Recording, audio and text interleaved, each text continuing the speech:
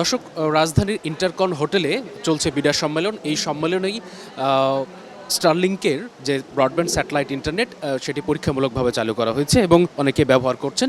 চলুন দর্শক, আমরা একটু যারা ব্যবহার করছেন তাদের সাথে কথা বলে জানার চেষ্টা করব তারা কতটুকু মূলত আজকের যেই সার্ভিস, এই সার্ভিসে তারা কতটুকু সন্তুষ্ট। বাংলাদেশের এয়ার কোম্পানির টেকনিক্যাল সাপোর্টের মাধ্যমে স্টারলিংয়ের একটি সার্ভিস হচ্ছে আজকে বিনিয়োগ সম্মেলন আমরা দিয়েছি এবং কি আপনারা অনেক রিভিউ পেয়েছেন, অনেক পজিটিভ রিভিউ আমরা পেয়েছি।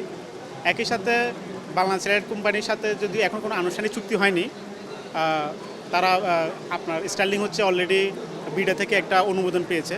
একই সাথে আমরা শুনেছি ওনারা বিটিআরসি তো একটা লাইসেন্সের জন্য আবেদন করেছে এবং সেটা আমরা শুনেছি সেটা শীঘ্রই পেয়ে যাবেন।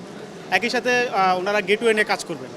তো 90 কার্যদিবসের যে প্রধান উপদেষ্টার যে একটি টাইমলাইন ছিল, আমরা আশা করছি তারা এই সময়ের মধ্যে বাংলাদেশে তাদের সার্ভিস পরিচালনা করবে।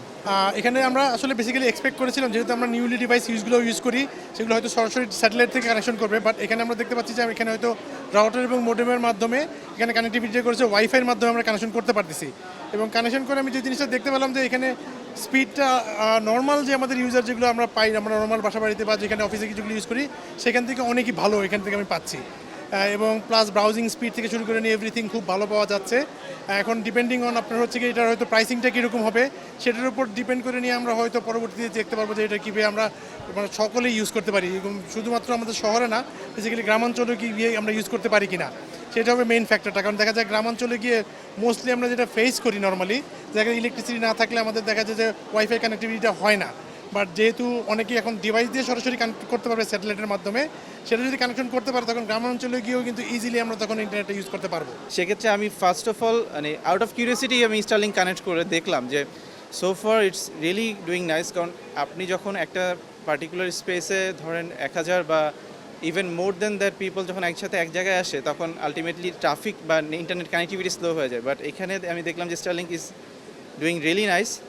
এখন আমাদের কাছে মানে আমার এক্সপেকটেশন যেটা আমি বলবো যে স্টারলিংক আমার মতে ঢাকা থেকে শুরু করে আস্তে আস্তে ধীরে ধীরে পুরো সারা বাংলাদেশেই যদি তাদের পরিধি বৃদ্ধি করতে পারে, সেক্ষেত্রে একদিক থেকে যেরকম আমাদের লোকাল যারা প্রোভাইডার তাদের সাথে যদি কোনো একটা আপনার কানেক্টিভিটি বলেন বা সার্ভিস অ্যাভেলেবিলিটির ক্ষেত্রে যদি তাদেরকেও ইনভলভ করা যায়, এটা অনেক ভালো কিছু হবে অবশ্যই।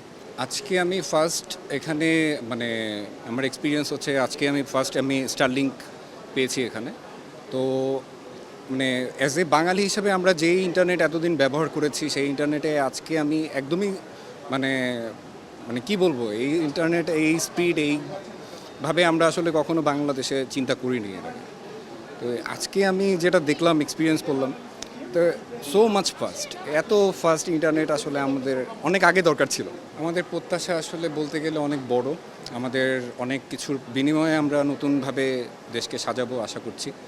কিন্তু আমাদের প্রত্যাশার সাথে সাথে আমাদের স্বাধীনতা রক্ষা করতে গেলে যেই ধাপগুলো স্টেপগুলো পার করতে হয়, সেই ধাপগুলোর মধ্যে দিয়ে ঘাত প্রতিঘাতের মধ্যে দিয়ে আমাদের যেতে হচ্ছে এই সময়টা দেশের পরিস্থিতি। তো এটা খুব বড় একটা সাফল্য, আমাদের স্টারলিংক চলে আসছে।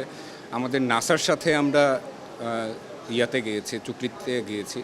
এটা আশা করি এরপরে আরও ভালো ভালো আমরা আরও দেশের জন্য আমাদের দেশ যাতে আগায়, আরও এরকম আরও অনেক বড় বড় ইনিশিয়েটিভ নেওয়া হবে।